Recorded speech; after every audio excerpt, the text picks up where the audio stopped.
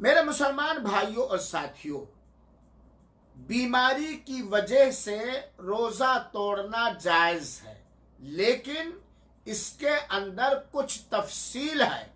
हर बीमारी की वजह से नहीं, हर बीमार के लिए नहीं, बल्कि इसके अंदर कुछ तफसील है। लिहाजा किन बीमारों के लिए, किन मरीजों के लिए, किस किस बीमारी के बुनियाद पर रोजा तोड़ना रमजान में जायज है, और इससे मुतालिक जुड़ा हुआ मसला हम अच्छी तरीके से जान लें। देखिए, बीमार दो तरह से होते हैं। एक वो नंबर, बीमार कितने तरह से होते हैं? दो तरह से होते हैं। नंबर एक, वो बीमार जिसके बीमारी के दूर होने की उम्मीद की जाती है, आशा किया जाता है।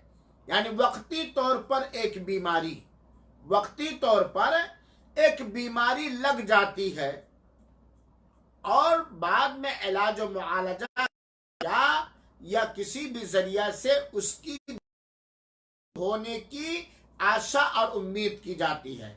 तो ऐसा बीमार जिसको वक्ती तौर पर बीमारी लग गई और उस बीमारी के दूर होने की आगे वाली जिंदगी में उम्मीद भी है, लेकिन वक्ती तौर पर यह बीमारी ऐसी लगी कि इस बीमारी की वजह से वो जिस्मानी तौर पर रोजा रखने की ताकत नहीं रखता है, रमजान ही में रोजा अदा करने की ताकत नहीं रखता। यानी बीमार है, ऐसी बीमारी है जिस बीमारी की वजह से वो रमजान में रोजा अदा करने की ताकत नहीं रखता है, और बाद में उसकी बीमारी खत्म हो जाने की उम्मीद भी है।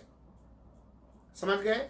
बीमारी जिसके बाद में खत्म होने की उम्मीद है, और ऐसी बीमारी है जिस बीमारी की वजह से वो रोजा रखने की ताकत नहीं है रखता है।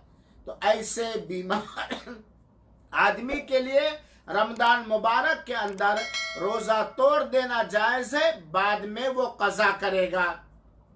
इसकी दलील है सूरह बकरा की आयत नंबर 184 और 185। अल्लाह ताला ने फरमाया है, मन काना मरीदन औ अला सफरिन फइद्दतुम मिन अय्यामिन उखर।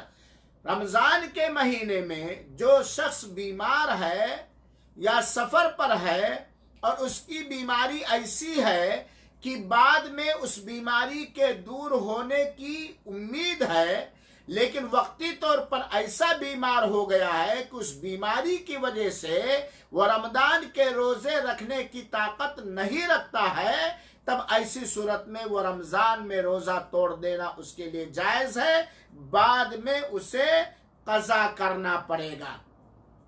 देखिए मेरे भाइयों और साथियों, रमजान मुबारक के अंदर मरीज की तीन हालतें होती हैं। रमजान मुबारक के अंदर बीमार की तीन हालतें होती हैं।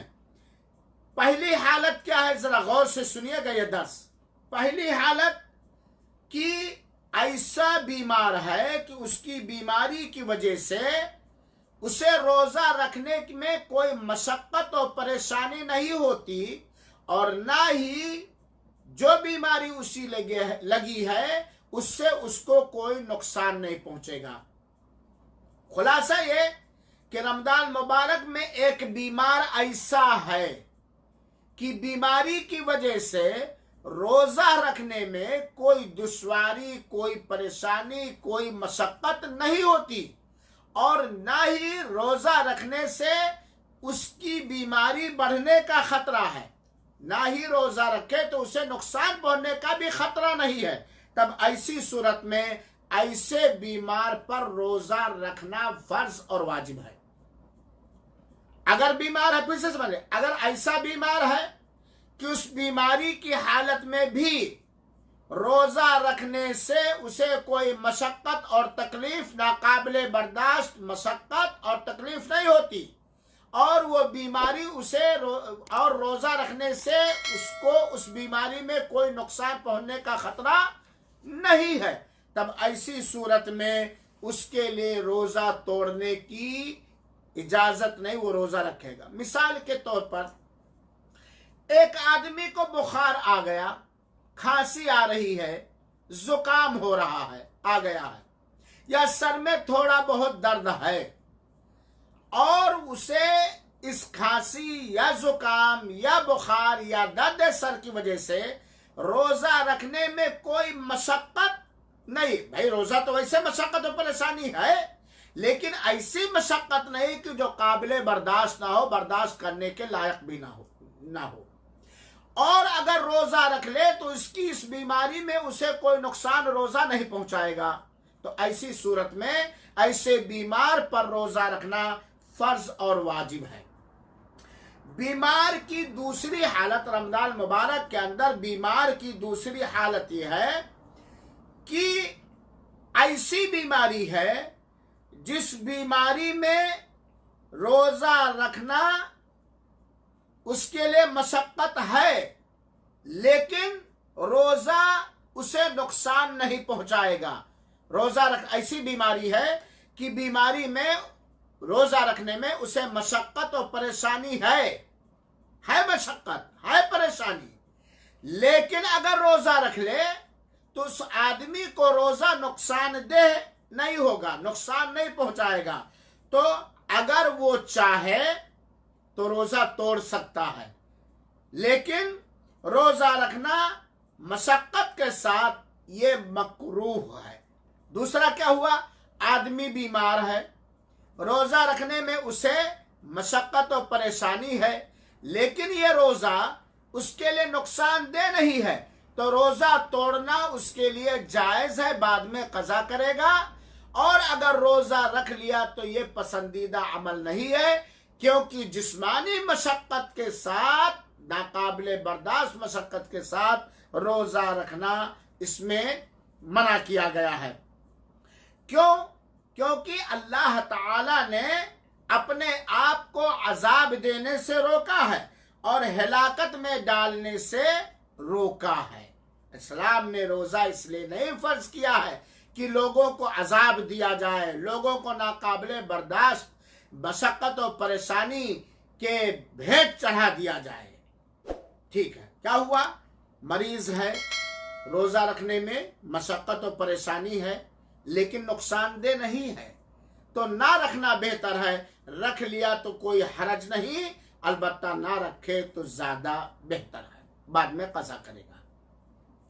मरीज की तीसरी हालत यह है कि काबिले एतमाद मुसलमान, काबिले एतमाद, दीनदार, अमानतदार डॉक्टरों ने बतला दिया या आदमी खुद महसूस कर रहा कि अगर तुम रोजा रखोगे इस बीमारी में तो रोजा तुम्हारे लिए मशक्कत का सबब भी बनेगा, साथ ही साथ तुम्हारे लिए नुकसानदेह होगा।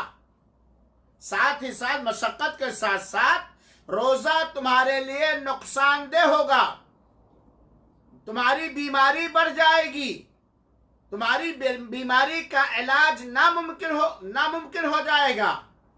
तब ऐसी सूरत में ऐसे बीमार पर रमजान मुबारक के अंदर रोजा रखना हराम और नाजायज है। बहुत कायदे से समझिएगा, रमजान मुबारक के अंदर एक ऐसा बीमार है कि अगर वो रोजा रखता है तो उसे मशक्कत भी होती है और रोजा रखने की वजह से उसे नुकसान भी पहुंच सकता है, जिस्मानी नुकसान।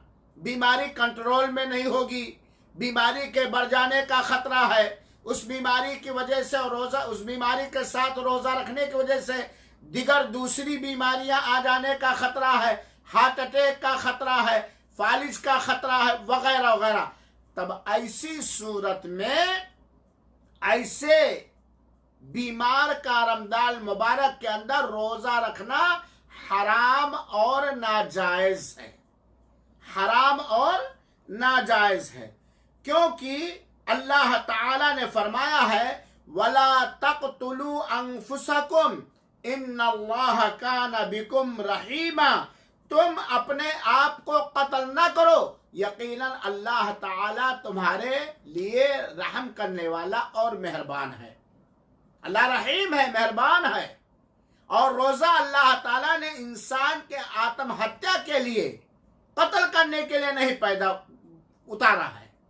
चुनाचे अगर कोई भी मुसलमान मर्द और औरत रमजान मुबारक के अंदर किसी ऐसे बीमारी का शिकार हो गया जिसमें रोजा रखने में मशक्कत भी है, साथ ही साथ उसके लिए रोजा नुकसानदेह भी होगा, बीमारी का इलाज नहीं हो पाएगा, बीमारी बढ़ जाएगी, उसकी वजह से दूसरी बीमारियां आ जाएंगी, तब ऐसी सूरत में उसके लिए रोजा रखना हराम और नाजायज है।